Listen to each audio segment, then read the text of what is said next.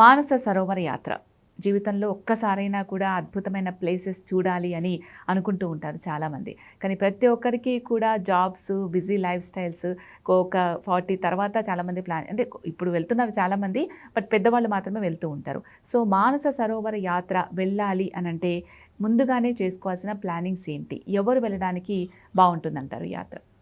మానస సరోవర్ యాత్రకు సంబంధించి మీరు అన్నట్టుగా యాత్ర వెళ్ళాలి అనుకుంటే ఒక 4 మంత్స్ బిఫోర్ నుంచే వాళ్ళ డైలీ రొటీన్లో చేంజెస్ చేసుకోవాలి. కొన్ని వర్కౌట్స్ చేయాల్సి ఉంటుంది. తర్వాత హెల్త్ పరంగా కంప్లీట్ ఫిట్గా ఉంటేనే అక్కడికి వెళ్ళిన తర్వాత యాత్ర అనేది సక్సెస్ఫుల్గా ఎంజాయ్ చేయగలరు అనమాట. ఎందుకంటే అన్ని టూర్స్లో వెళ్ళినట్టుగా లైక్ ఇప్పుడు అమర్నాథ్ కానీ చార్ధామ్ కానీ ఏంటంటే రెగ్యులర్గా వెళ్ళిపోవచ్చు. ఇక్కడ మనం ఏంటంటే ఇండియాలోనే మన టెంపుల్స్ అన్నీ కూడా ఉన్నాయి, అవన్నీ కూడా ప్లస్ ఎక్కడికి వెళ్ళినా మనకి ఆక్సిజన్ రిలేటెడ్ ప్రాబ్లమ్స్ అనేది ఉండవన్నమాట.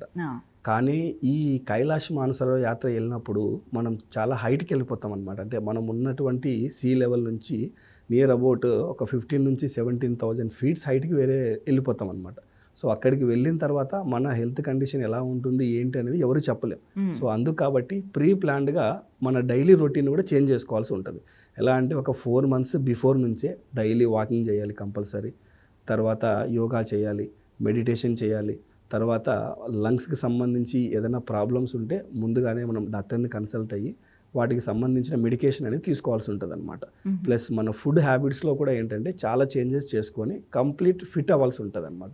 సో ఈ విధంగా ఇవన్నీ చేయడం వల్ల అక్కడికి వెళ్ళిన తర్వాత ఎక్కడ మనం సిక్ అవ్వడం కానివ్వండి, లేకపోతే ఎక్కడైనా హాస్పిటలైజ్ అవ్వడం కానివ్వండి ఏమీ ఉండదు. కంప్లీట్ మన షెడ్యూల్ అంతా కూడా వన్ బై వన్ మనం వెళ్ళేదానికి ఛాన్స్ ఉంటుంది అనమాట.